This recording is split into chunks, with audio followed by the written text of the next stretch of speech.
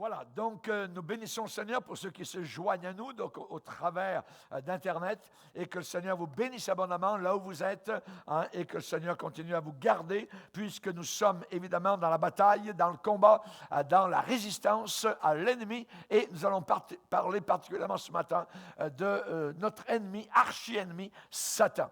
La dernière chance de Satan. Si vous voulez bien, on va aller dans un passage, comme je le disais, qui devrait être lu dans le monde entier, Apocalypse chapitre 13.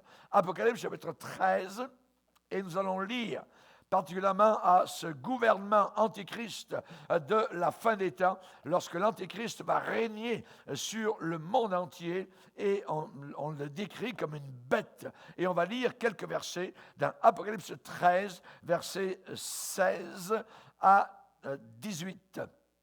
16 à 18. Il est dit, et elle fit, c'est qui elle? C'est la bête, donc l'antichrist.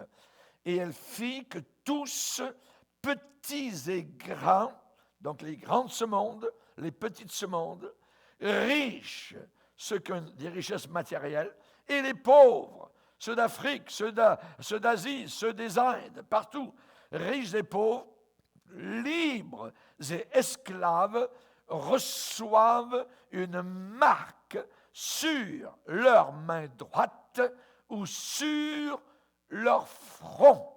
Donc deux endroits très précisés dans la Bible, donc pour cette marque. Et que personne ne put acheter, aller à l'épicerie, acheter des maisons, acheter des terrains, que personne ne put acheter ni vendre sans avoir la marque, le nom de la bête ou le nombre de son nom. On va s'arrêter là et on va demander au Seigneur de bénir la réflexion de nos cœurs ce matin. Seigneur, nous te bénissons pour le privilège qui est le nôtre, Seigneur, de vivre ce que les prophètes de la Bible ont déclaré à la fin des temps, qui devrait arriver. Nous te prions, Seigneur, que nous puissions, dans ces jours difficiles, tenir debout, Seigneur, que nous puissions nous tenir spécialement devant toi, comme les deux oliviers de l'Apocalypse. Les deux témoins se tiendront devant le Seigneur de l'univers. Aide-nous à nous tenir devant toi, Seigneur, dans la prière. Nous prions, Seigneur, pour les personnes qui entendent ce message, que ce message puisse les sauver, les délivrer, et pour les chrétiens, les encourager dans le nom puissant, le nom merveilleux de celui qui soudainement apparaîtra du haut des cieux, le nom de Jésus. Amen et amen et amen. Et tout le peuple dit Amen. Alléluia. Gloire à Dieu. Vous pouvez vous asseoir. Alléluia. Gloire au Seigneur. Que Dieu soit béni. Amen. Nos amis de Québec sont bouillants pour le Seigneur. Alléluia. Et nous glorifions le Seigneur Jésus. Alléluia. Pour la joie, évidemment, d'entendre la merveilleuse parole de Dieu. La dernière chance de Satan. Dernière chance de Satan. Voyez, quel est actuellement le plan diabolique de Satan actuellement? Eh bien, le plan diabolique de Satan aujourd'hui, c'est d'affaiblir, de rendre faibles les nations de la planète Terre, de les affaiblir. Et particulièrement, la Bible déclare en disant malheur à la terre et à la mer, car le diable est descendu vers vous, animé d'une grande bonté. Oh non, non, non, non. Animé d'une grande colère, sachant qu'il a peu de temps. Le temps lui est compté. Il est placé sur le chronomètre du Seigneur, sur le countdown de Dieu. Malheur à la terre. Et la raison, Satan. Le Seigneur relie les malheurs de la terre à une puissance diabolique. Nous allons parler en deux parties de la dernière chance de Satan. Actuellement, vous entendez parler d'incidents internationaux, vous entendez parler d'intrigues, donc de toutes sortes. Et ce qui se passe, ce que nous ressentons, ce que nous voyons et qui est réel, c'est que le monde est en escalade. Il y a une escalade. C'est une préparation pour le règne de l'Antichrist. Dans la Bible, on parle de l'Antichrist. Parfois, on donne un autre nom, une autre appellation, l'Antéchrist. L'Antéchrist ou l'Antichrist, c'est le même personnage. Quand on l'appelle l'Antichrist, ça veut dire celui qui est contre. Anti, ça veut dire contre. Antichrist, contre Christ, contre tout ce que Christ nous a apporté, de liberté, de bonté, de niveau de vie, je dirais, ce système antichrist sera contre tout cela. Et quand on appelle l'antichrist l'anté, quand on emploie le préfixe anté, ça veut dire avant. Anté, ça veut dire avant. Avant le Christ. L'antéchrist, c'est celui qui va venir avant, donc, le Christ. C'est-à-dire que le Seigneur va laisser, je dirais, les choses aller dans ce sens-là avant son propre retour. Alors, nous allons voir que cela est un avertissement. C'est un avertissement actuellement, c'est un coup de trompette, un coup de semonce par rapport à l'impénitent, à celui qui n'est pas repentant, celui ou celle qui ne veut pas se repentir. C'est un avertissement. Ce que nous voyons, ce que nous entendons, ce que nous ressentons, ce que nous vivons, donc, c'est un avertissement pour ceux qui sont impénitents. Mais en même temps, c'est un encouragement pour le croyant. C'est un encouragement, c'est en train de nous dire, je ne suis pas loin. Je ne suis pas très loin. Quand ces choses commenceront à arriver, voyez, donc ça veut dire qu'il va y avoir des choses qui commenceront, il va y avoir une sorte de début palpable, visible, et je dirais, depuis quelque temps, il y a des choses qui ne sont jamais arrivées, donc à la grandeur de la planète Terre, telle que nous sommes en train de commencer à les vivre. C'est un encouragement pour le croyant. Quand ces choses commenceront à arriver, à se produire, relevez votre tête. Ne baissez pas la tête. Ne soyez pas découragés. Ne faites pas des dépressions. Ne commencez pas à prendre des pilules par poignées pour essayer de vous enivrer d'une sorte de nirvana artificiel. Non, non, non, non. Non, le Seigneur dit, quand ces choses commenceront à arriver, relevez la tête parce que votre délivrance est proche. Notre arrivée dans le ciel est proche. Alors, on a la misère à se dire, ouais, ben ça va, c'est dans 100 ans, j'ai le temps de mourir 3 fois. Non, non, non. C'est plus proche qu'on le pense. C'est bien plus proche qu'on le pense. Voyez? Donc, que le Seigneur puisse nous aider dans ce domaine-là. Et les événements de tous les jours, donc, sont en train de confirmer, je dirais très fortement, les prophéties que nous lisons dans la Bible. Ce livre est un livre qui a été haï, c'est un livre qui a été attaqué, les points humains s'y sont brisés, je dirais, ongles, je dirais, et peau, voyez, mais ce livre demeure. C'est la parole de Dieu et aucun homme ici-bas sur terre, aucun système, aucune religion ne peut évidemment l'anéantir. C'est la parole du Seigneur. Et qu'est-ce que ce livre déclare? Eh bien, il nous dit quelque chose. Dieu dit dans Ésaïe 46, « Souvenez-vous de ce qui s'est passé dès les temps anciens. » Qu'est-ce qui s'est passé dès les temps anciens? C'est que même dans les temps anciens, Dieu avait prédit, dit à l'avance, prophétisé, que certaines choses arriveraient. Et ces choses se sont produites.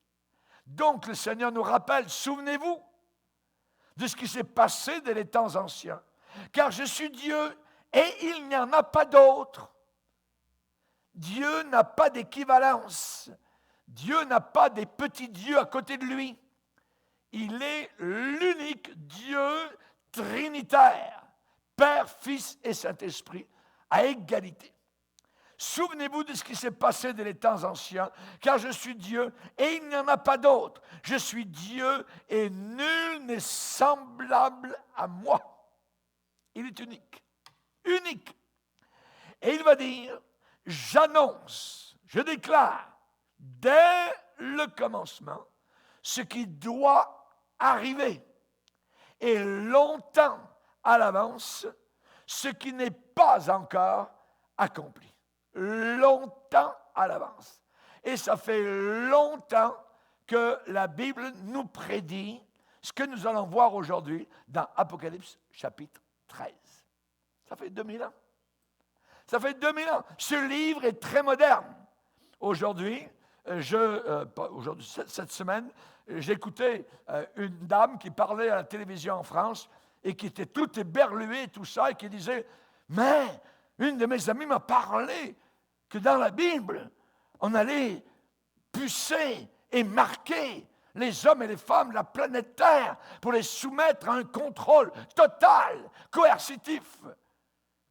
Elle était bouleversée de savoir que la Bible, B-I-B-L-E, la parole de Dieu, déclarait ces choses-là il y a plus de 2000 ans. Ce n'est pas un vieux livre. Ce n'est pas un livre poussiéreux. C'est un livre très moderne. C'est la parole de Dieu, inébranlable. La parole du Seigneur.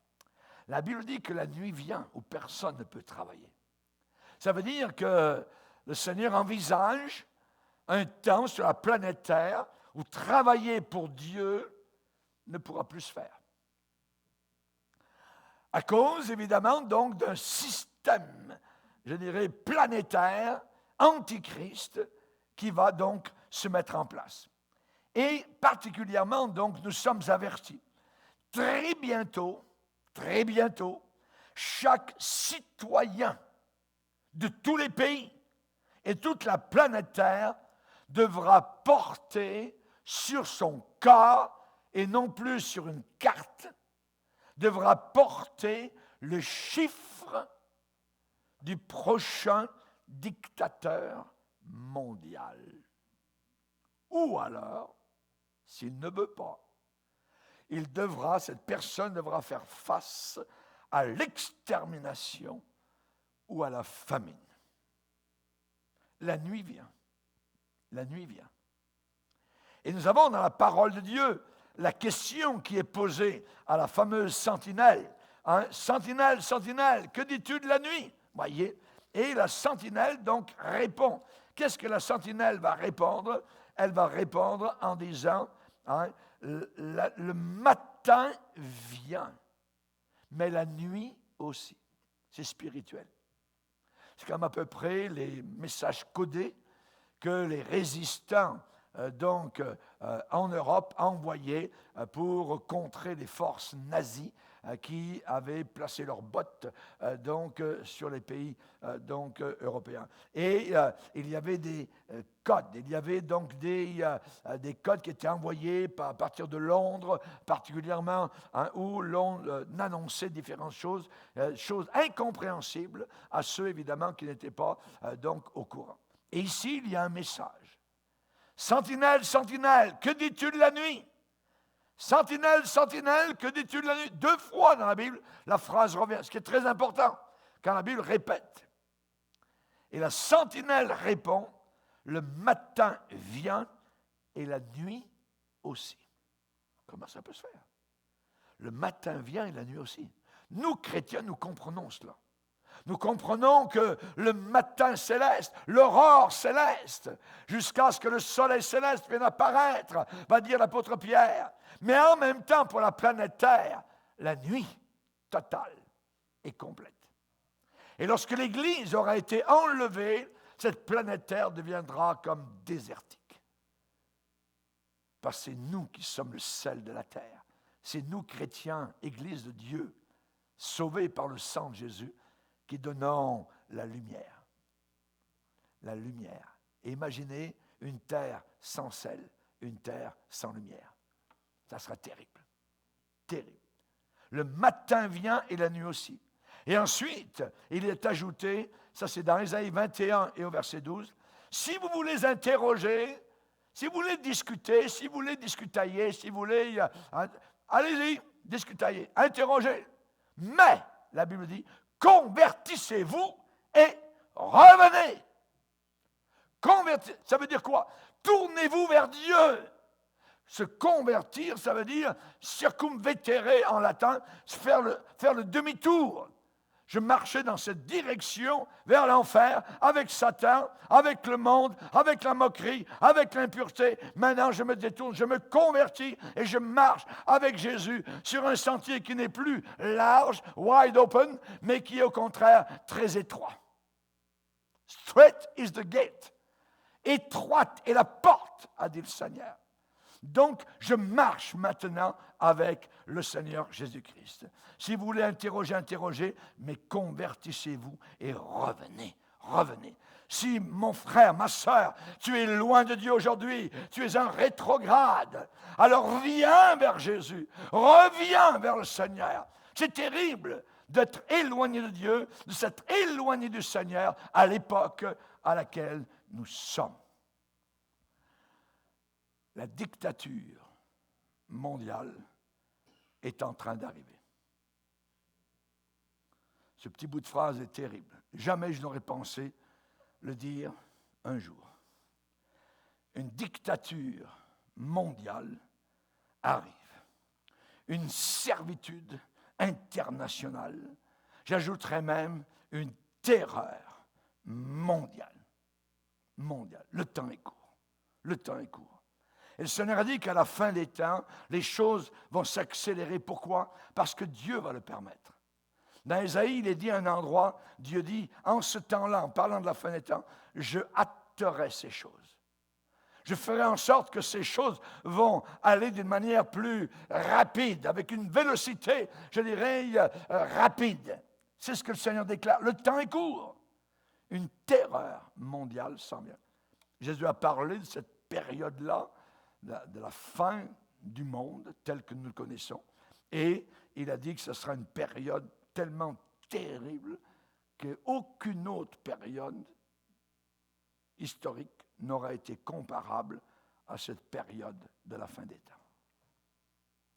Jusqu'au point où le Seigneur va parler des femmes enceintes à cette époque-là et dire, ça sera terrible, terrible pour les mamans qui allaiteront dans ces jours-là. Il y a des siècles de cela, les hommes de Dieu ont vu clairement l'humanité de la fin. Ils ont, Dieu sait, évidemment, des siècles à l'avance, ce qui s'en vient. Et il a vu les hommes de Dieu ont vu qu'à la fin, eh bien, l'humanité serait subjuguée. Qu'est-ce que ça veut dire? Ça veut dire que l'humanité serait sous un joug absolu, totalement, complètement asservi. Les économies mondiales sont en train de vaciller actuellement. Le cours des changes, des taux de change, est sur le bord du désastre. On est en train tranquillement d'enlever toute monnaie de l'ancien système pour établir un nouveau système avec une monnaie non palpable. Les cartes de crédit n'existeront plus. Les personnes elles-mêmes seront des cartes de crédit marquées à 2 endroits principaux, au front ou dans la main droite, par la gauche. La Bible est très précise dans ce qu'elle déclare. Aujourd'hui, nous sommes dans un monde de services d'ordinateurs, de transactions immédiates aux 4 coins de la planète. Le terrain est préparé pour le contrôle monétaire et des personnes de façon, je dirais, inéchappable, où les gens ne pourront pas échapper. L'image est totalement effroyable. effroyable. Même si vous prenez un chauffeur de taxi, de l'aéroport jusque chez vous, eh bien, déjà, vous payez avec vos petites cartes. C'est juste un exemple. Le mystère de l'iniquité. Le mystère de l'iniquité. C'est mystérieux ce qui est en train de se passer. Tous cherchent à savoir comment, pourquoi. Si vous écoutez évidemment les grands canaux de télévision, à un moment donné, vous ne serez pas satisfait du tout, vous allez vous ramasser avec une dépression. Alors vous passez à l'autre côté, c'est-à-dire d'autres sortes de médias, et encore là, vous êtes plus ou moins dans une sorte de confusion. L'auteur de la confusion n'est pas Dieu. Satan. Il est en train de jouer sa dernière carte vis-à-vis de l'humanité. C'est d'envoyer des millions et des milliards de personnes avec lui en enfer. C'est ça son plan. Il sait qu'il a été vaincu à Golgotha. Il sait que l'unique moyen pour être sauvé, pour se dépatouiller, se dégager de ses griffes, c'est la croix, le calvaire, la puissance du sang de Jésus-Christ qui a eu victoire sur lui une fois pour toutes. Il le sait. Et il sait qu'il va en enfer. Et il connaît la Bible. Il en a cité des passages à Jésus. Et il connaît certainement le passage dans l'Apocalypse où on parle de lui qui va en enfer, qui est jeté au fond de l'enfer pour l'éternité. Le mystère de l'iniquité. Dans Thessaloniciens, il dit le mystère de l'iniquité agit déjà. Ça veut dire qu'il est en route, il est en action, ce mystère de péché, d'injustice, d'iniquité. Quand vous commencez à mettre de bons pasteurs en prison, à sécurité maximale, vous dites, quoi que tout est en train de changer. Tout est en train de virer sur l'autre bord. Le mal devient bien, le bien devient mal. Le mystère de l'iniquité agit déjà. Et la Bible dit, il faut seulement que celui qui le retient encore, qui retient l'Antichrist, ait disparu. Alors paraîtra le chef du 4e royaume mondial qui sera détruit par la bouche de Jésus, l'Antichrist. Il faut seulement que celui qui le retienne encore ait disparu. J'aime le mot « disparaître ». Je prie pour ma disparition.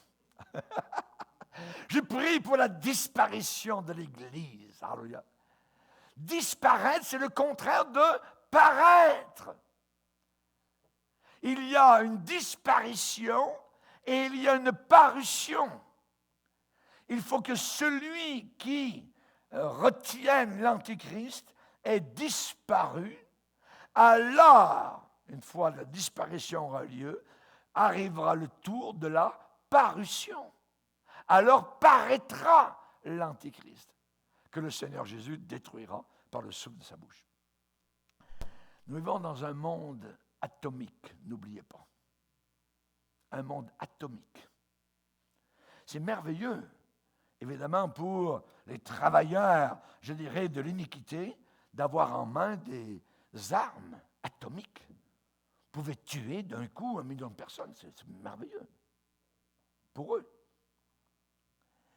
Il est dit qu'à cette époque-là, cette bête allait opérer de grands prodiges, même jusqu'à faire descendre du feu du ciel sur la terre. Serait-ce du feu atomique tombant sur la terre? On sait évidemment que l'apôtre Jean, à son époque, ne connaissait pas grand-chose de l'atome, mais Dieu savait évidemment que ça pouvait arriver, puisqu'il en a parlé même dans Zacharie. Et dans Zacharie, nous avons la description d'une attaque atomique ici-bas sur cette terre. Et je vais vous lire un petit peu les résultats. Voici la plaie dont l'Éternel frappera tous les peuples qui auront combattu contre Jérusalem. Et regardez bien, cette plaie ne ressemble-t-elle pas à une attaque atomique, comme on a vu à Nagasaki et à Hiroshima? Il est dit, leur chair tombera en pourriture, tandis qu'ils seront sur leurs pieds. Je répète, leur chair, ça c'est Zacharie chapitre 14 et le verset 12, leur chair tombera en pourriture, tandis qu'ils seront sur leurs pieds. Leurs yeux tomberont en pourriture dans leurs orbites. Leurs yeux tomberont en pourriture dans leurs orbites. Et leur langue tombera en pourriture dans leur bouche. C'est ce qui est arrivé exactement donc, dans l'attaque atomique qui a eu lieu donc, à la fin de la Deuxième Guerre mondiale. Nous vivons dans un monde actuellement d'automation. L'enregistrement sera universel. Et la distribution sera universelle. La puce, la marque.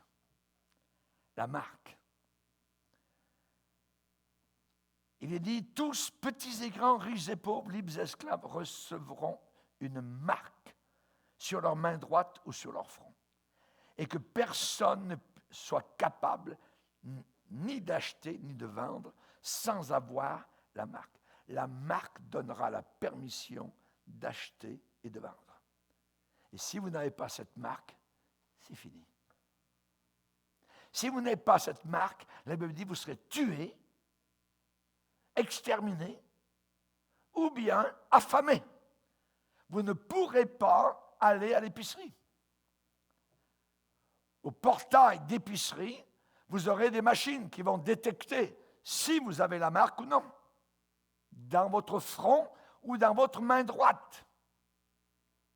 Déjà actuellement, la Chine a montré une vidéo où on voit un jeune homme avec une jeune fille la prenant par l'épaule et ensuite, dans l'annonce, on voit qu'il y a des flèches qui vont vers cet endroit-là, de la main droite. Et il montre qu'avec une puce là, dans cet endroit de la main droite, vous pouvez ouvrir des portes, vous pouvez entrer dans le métro gratuitement, vous pouvez payer ce que vous voulez donc à l'épicerie. Vous n'avez plus besoin donc d'avoir un porte-monnaie, sortir une carte ou quoi que ce soit. C'est automatique, voyez. Hein, donc, et la Chine montrait particulièrement cette partie de la main droite. J'ai bien regardé. C'est au point. Ce n'est qu'une question de temps. Quand ces choses commenceront à arriver. Ici, il est dit que l'Antichrist fera que tous, ça veut dire l'enregistrement, je répète, sera universel et la distribution sera obligatoire. Obligatoire. Compulsory. Il lui fut donné, en plus, il est dit, d'animer, ça veut dire de donner la vie à l'image de la bête. Et pendant des siècles, on pense que la télévision, on a toujours eu ça. Mais non! Moi, je me rappelle, étant petit, après l'école, aller voir avec mes amis par la fenêtre d'un d'autre de mes amis qui, chez eux, avaient la télévision. Et on regardait en se levant sur nos orteils pour voir tout ça.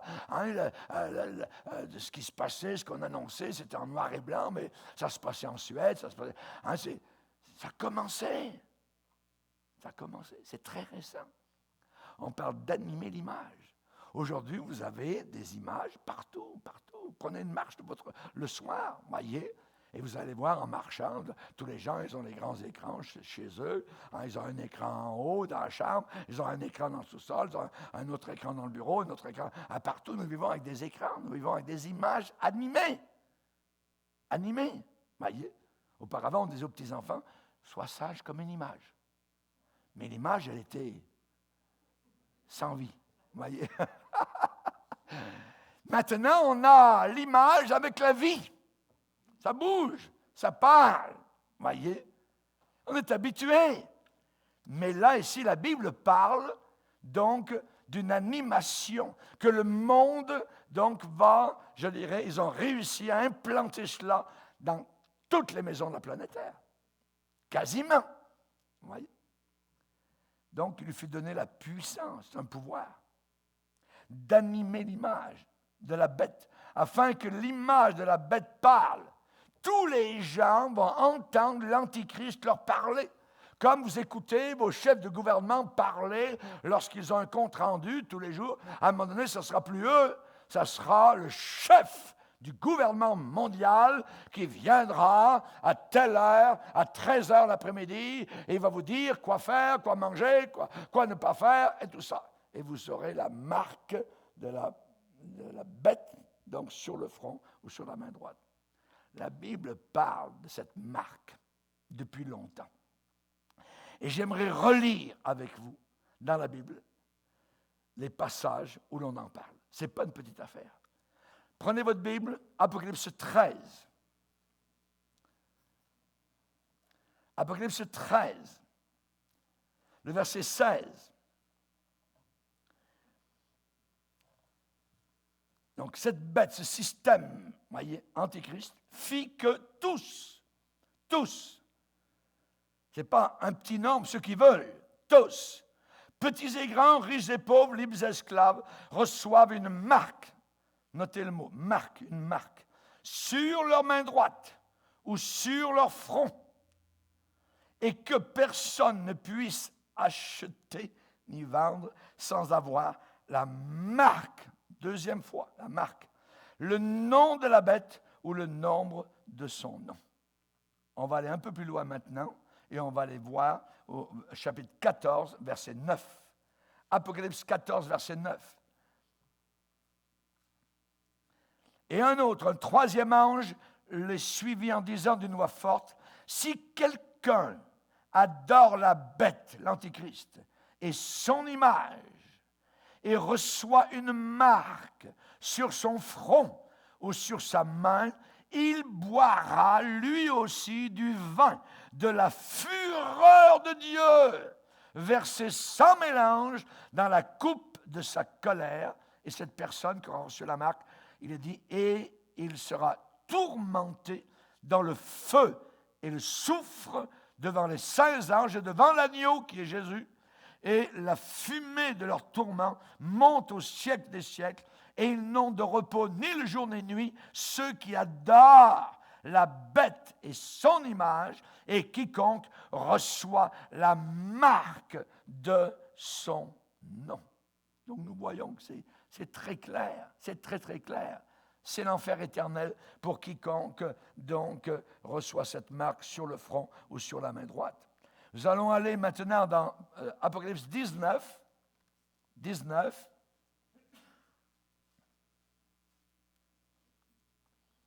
La fin de l'Antichrist, sa défaite, Apocalypse 19, verset 20, et la bête, l'Antichrist, fut prise. Et avec elle, le faux prophète, système religieux apostat, le faux prophète qui avait fait devant elle, devant l'Antichrist, devant la bête, les prodiges par lesquels il avait séduit. Et qui il avait séduit? Ceux qui avaient pris la marque, encore là, la marque. C'est la 5e fois où on voit dans la Bible, dans l'Apocalypse, la marque. Donc, il avait séduit ceux qui avaient pris la marque de la bête et adoré son image. Et une dernière fois dans l'Apocalypse, chapitre 20, le verset 4, « Et je vis des trônes, et à ceux qui s'y assirent fut donné le pouvoir de juger, et je vis les âmes de ceux qui avaient été décapités, à cause du témoignage de Jésus et à cause de la parole de Dieu. Et de ceux, et écoutez bien, qui n'avaient pas adoré la bête ni son image et qui n'avaient pas reçu la marque sur leur front et sur leurs mains. Donc ici, nous avons les résistants donc au royaume antichrist, résistants à Satan. Donc ces gens-là vont être assis sur des trônes et auront le pouvoir de juger. Alléluia. J'aimerais vous dire que la Bible débute dans Genèse avec un homme marqué, Caïn. Dieu mit une marque sur Caïn, la marque du tueur. Et à la fin de la Bible finit avec un monde d'hommes et de femmes marqués. C'est terrible. Le plus grand don de Dieu, c'est la liberté. C'est la liberté. L'histoire humaine est marquée par des hommes et des femmes qui ont combattu et qui, pour certains, sont morts pour la liberté. Pour la liberté. Nous avons à New York la statue de la liberté. Bon, elle signifie ce qu'elle signifie, mais c'est son nom. Nous avons eu, durant la Deuxième Guerre mondiale, des hommes qui sont partis de nos rivages canadiens, américains, pour aller combattre les nazis pour la liberté. Et si l'Europe, aujourd'hui, est libre jusqu'à présent, c'est à cause de ces combattants qui ont risqué leur vie, pour descendre des navires et attaquer sur les falaises de France, donc les nazis. La liberté. Jésus-Christ, sur la croix du Calvaire, est descendu du ciel, est arrivé sur les rivages de la planète Terre et il s'est armé de son courage et il a combattu justement sur les pentes de Golgotha pour notre liberté éternelle. La liberté coûte quelque chose. Et le moment où nous prenons la liberté comme étant acquise, nous sommes en péril de la perdre. Il faut se battre toujours pour nos libertés. Et nos libertés spirituelles particulièrement, l'apôtre Paul, dans l'épître aux Galates, va en parler, et il va dire de rester ferme dans la liberté que le Seigneur nous a acquise à la croix du Calvaire. Dans Galates chapitre 5, verset 1er, c'est pour la liberté que Christ nous a libérés. Demeurez donc fermes et ne vous laissez pas mettre de nouveau sous le joug de la servitude, de l'esclavage. Nous sommes libres. Alléluia. Et nous voulons entrer dans l'éternité comme étant des hommes et des femmes libres, libérés par le sang de Jésus-Christ. Amen. Alléluia. Gloire au Seigneur. Depuis que l'homme a perdu d'une certaine manière cette liberté en Éden, rappelez-vous qu'il a été chassé donc d'Éden, nous devons combattre. Nous devons combattre pour l'avoir. Quand on est sauvé, on doit combattre les doutes. On doit combattre Satan. On doit combattre les pensées que Satan vient mettre en disant oh, ouais, c'est bien trop facile d'être sauvé, il n'y a pas juste la croix et tout ça. Je dois combattre, voyez, pour dire Jésus, je me repens de mes péchés. Je viens à toi. Alléluia. Et il nous libère. Et il nous libère. Alléluia. Gloire au Seigneur. Le prix du mal, il y a un prix au mal, c'est l'esclavage. Et comme notre génération n'a pas fait attention à ses libertés et à sa moralité, eh bien, actuellement, nous sommes en train d'entrer dans une période d'esclavage. C'est le prix du mal, l'esclavage. Le coût de la rébellion vis-à-vis de Dieu, c'est l'esclavage. C'est la coercition. C'est l'obligation. C'est la permission de faire ceci, faire cela. Est-ce que je peux, s'il vous plaît, tout ça? Comme si on était des petits-enfants de 5 ans. C'est ça le prix du mal. Le prix d'une génération qui a semé du vent et qui va récolter la tempête. C'est certain. Rappelons-nous Satan. Comment joue-t-il? Il est venu vers Jésus et il lui a dit, « Regarde Jésus, tous les royaumes du monde, regarde leur gloire comme c'est beau, comme c'est magnifique, c'est gratte-ciel, regarde ça, la gloire, les banques, la bourse, tout ça, les beaux yachts, regarde les stations balnéaires, tout ça, regarde la liberté sexuelle d'aujourd'hui, ainsi de suite. Il lui a élevé la gloire pourrie de notre monde. Et il lui dit, Jésus, mais je vais te donner toutes ces choses. Tout cela va être à toi. Une petite condition, cependant. Si tu te prosternes devant moi, si tu m'adores.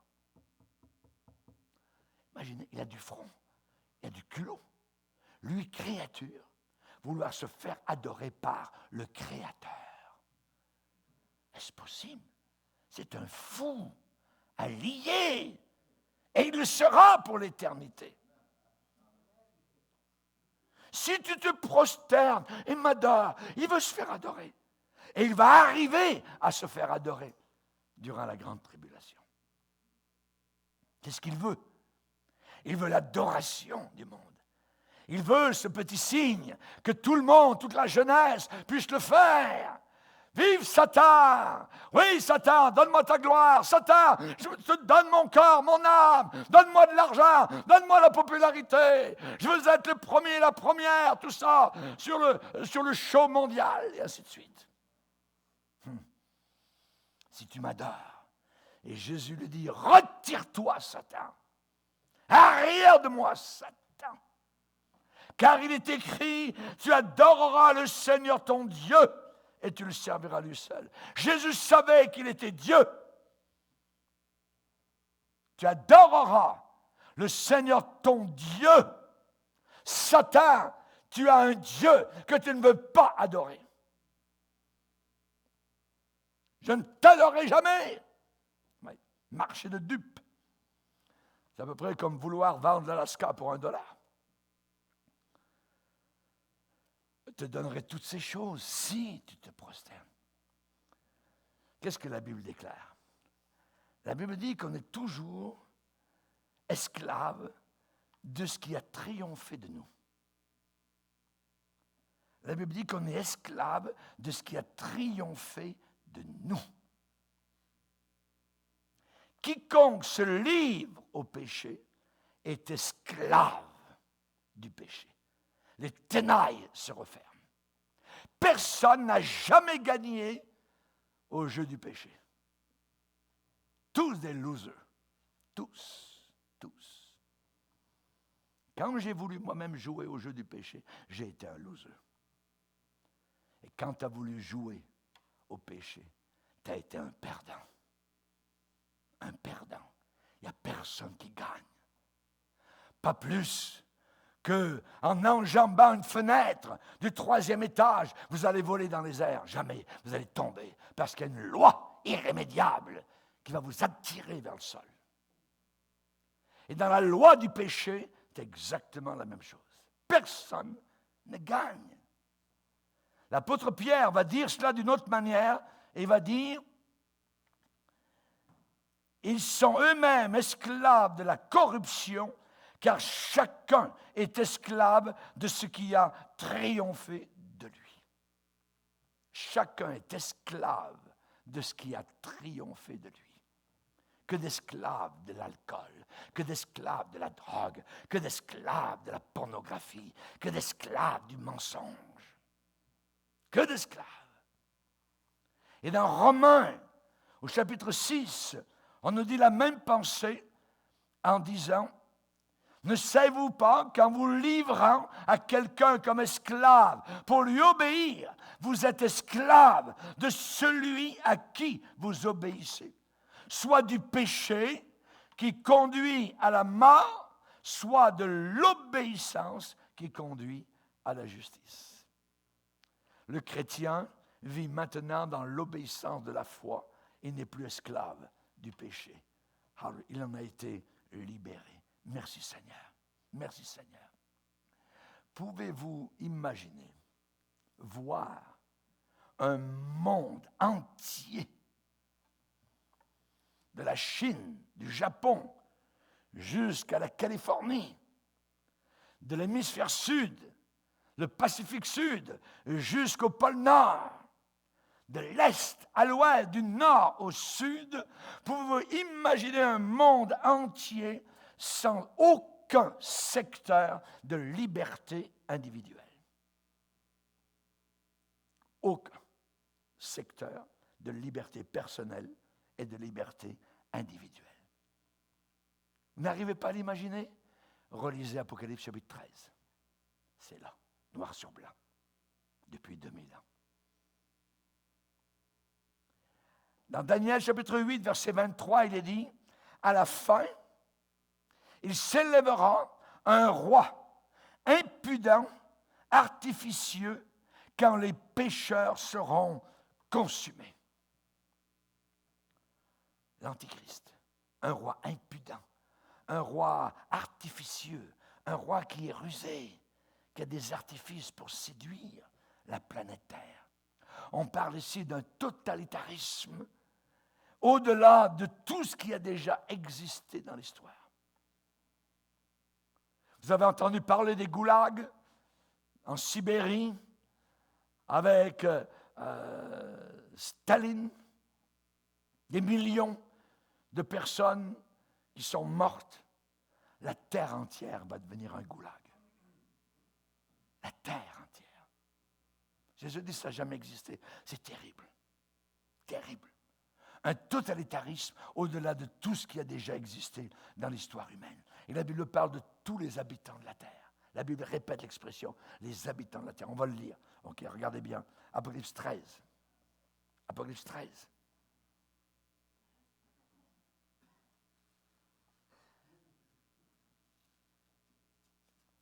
Apocalypse 13, verset 7.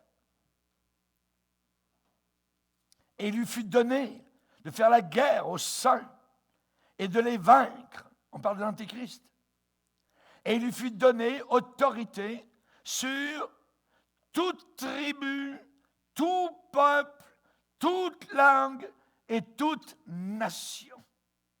Et tous les habitants de la terre l'adoreront, ceux dont le nom n'a pas été écrit dès la fondation du monde dans le livre de vie de l'agneau qui a été immolé. Toute tribu, tout peuple, toute langue, tous les habitants de la terre. Le verset 3, regardez. Toute la terre était dans l'admiration derrière la bête. Toute la terre. C'est pas à peu près. Verset 12.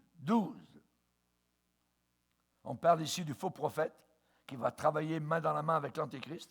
Il est dit que cette deuxième bête exerçait toute l'autorité de la première bête en sa présence et elle faisait que la terre et ses habitants adoraient la première bête.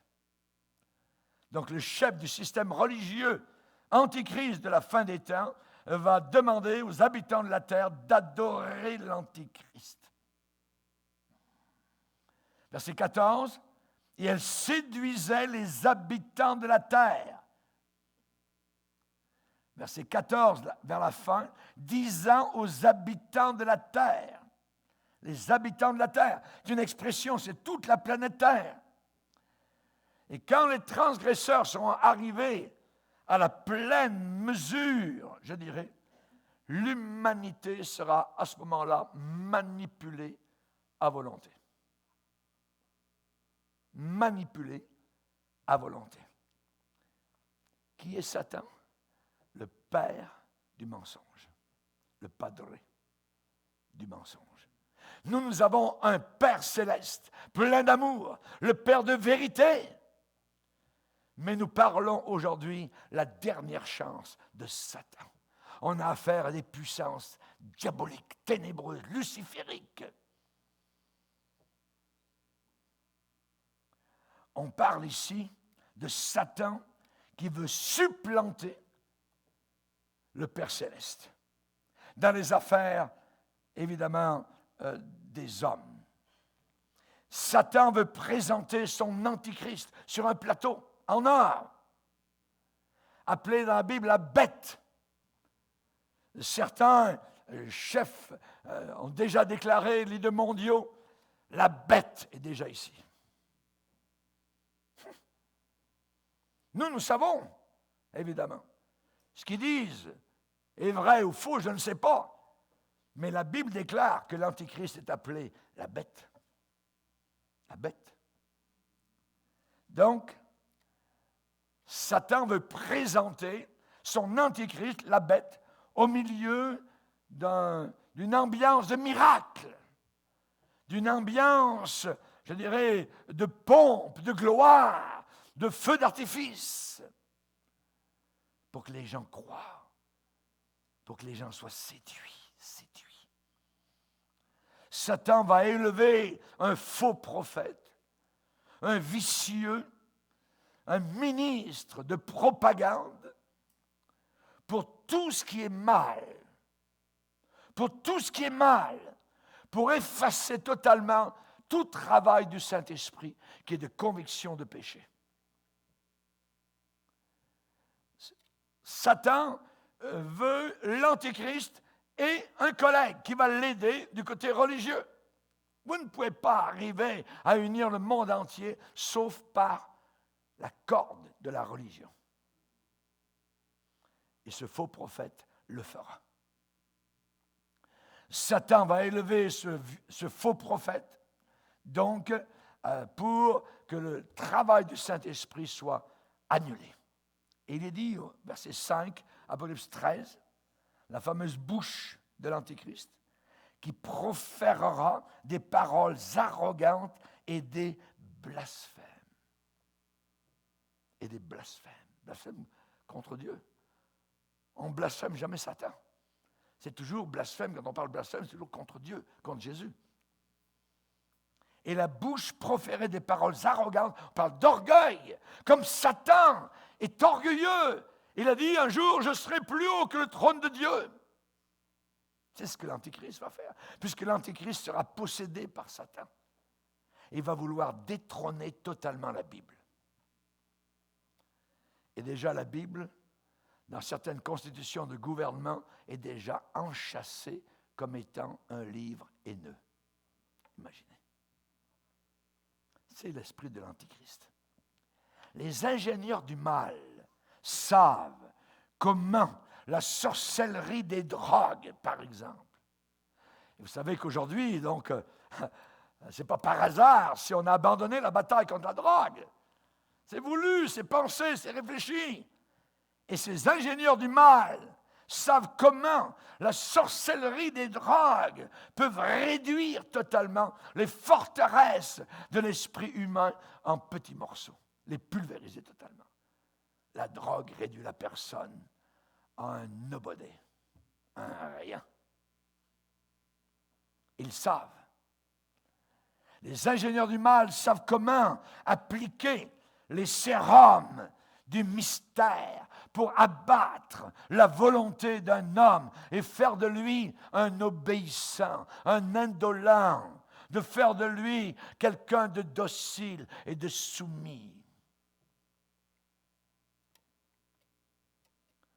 Ils savent cela. Les architectes de l'enfer, les architectes du nouvel ordre mondial sur terre vont se servir du boycott, du sexe, ils vont se servir des médias, une sorte de guerre psychologique pour qu'un mensonge soit cru. Répétez-le tout le temps, tous les jours. Et au début, les gens n'y croient pas, mais enfin, à force de l'entendre, les gens se le disent, en parlent, et finalement, on croit le mensonge. Ils savent cela. Ils veulent produire quoi? Ils veulent arriver à quoi? Ils veulent arriver à ce que Jésus nous a donné à la croix du Calvaire, la nouvelle naissance.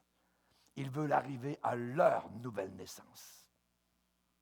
La bataille est spirituelle. Leur nouvelle naissance. L'homme doit être changé du bien en mal. L'homme doit être changé du bien au mal pour que le monde soit sans encombre pour l'arrivée de l'Antichrist. Nous y sommes. L'arrivée de la bête. L'incarnation de la saleté morale n'aura aucun respect whatsoever pour tout ce qui est sacré et tout ce qui est humanitaire. Rien de cela. Il est dit dans Daniel 11, ce roi, cette bête à venir, fera ce qu'il voudra. Ce roi fera ce qu'il voudra. Il s'élèvera, se glorifiera au-dessus de tous les dieux et il dira des choses incroyables contre le Dieu des cieux. Auriez-vous pensé que vous arriveriez un jour dans un monde où vous n'aurez plus le droit de dire père et mère? Nous y sommes. C'est l'esprit de la bête, c'est l'esprit de l'Antichrist. Ce roi fera ce qu'il voudra. Satan va changer l'image de Dieu en l'homme en une image de bête. De bête.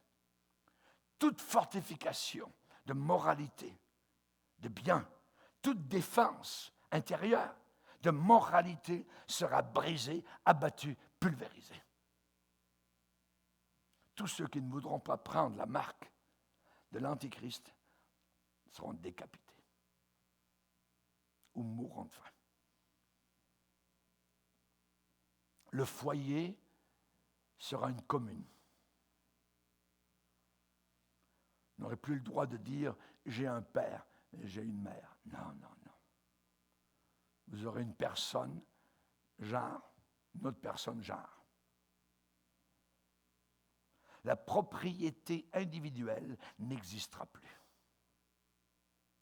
Ce sera une économie de fourmilière d'alliances. Le mariage, déjà en une seule génération, a été moqué, ridiculisé. La naissance. Nous avons une infirmière qui travaille entre églises. Elle travaille donc là où les bébés naissent.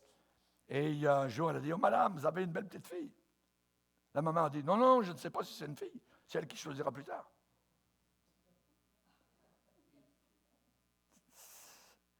Insensé, insensé.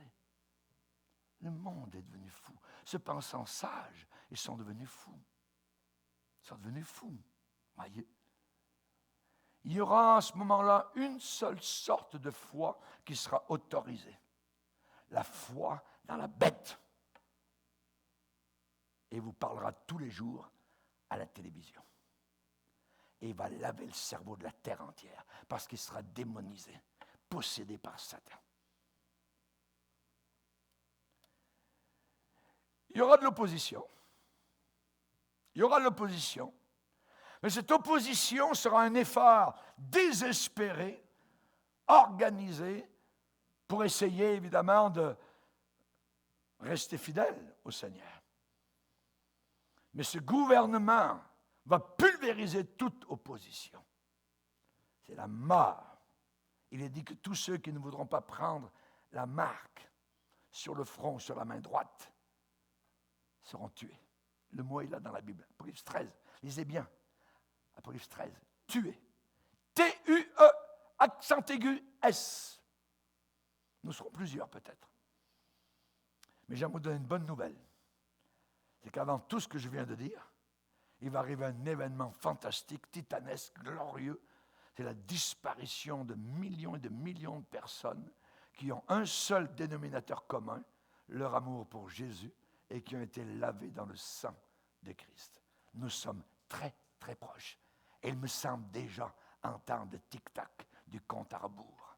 Et il me semble déjà voir l'ange céleste mettre la trompette à sa bouche avant de sonner et de dire « Hey, venez à la rencontre du Seigneur dans les airs. » Alléluia. Que Dieu soit glorifié. Baissons nos têtes et prions. Seigneur, nous te glorifions et te bénissons. Parce que nous avons entendu, Seigneur, nous sommes dans le réel, nous sommes dans le vrai, dans le solide, dans le béton, dans ta parole, Seigneur. Car ta parole ne peut pas passer. Ta parole est vérité. Aide-nous, Seigneur, à lever la tête, car bientôt notre délivrance approche. Elle se rapproche. Nous en sommes proches et nous désirons lever les yeux vers le ciel. Merci, Seigneur. Et par de telles paroles, nous voulons nous encourager encourager les uns les autres dans le nom puissant et merveilleux du Sauveur du monde et du Roi de tous les rois et du Seigneur de tous les seigneurs, Jésus-Christ de Nazareth, cloué à la croix, enterré dans un tombeau, ressuscité et qui soudainement va apparaître au-dessus de nos têtes. Merci Seigneur. Amen et amen. Et tout le peuple dit Amen. Amen. Alléluia. Gloire à Dieu. Que Dieu soit béni. On va se lever ensemble, frères et sœurs.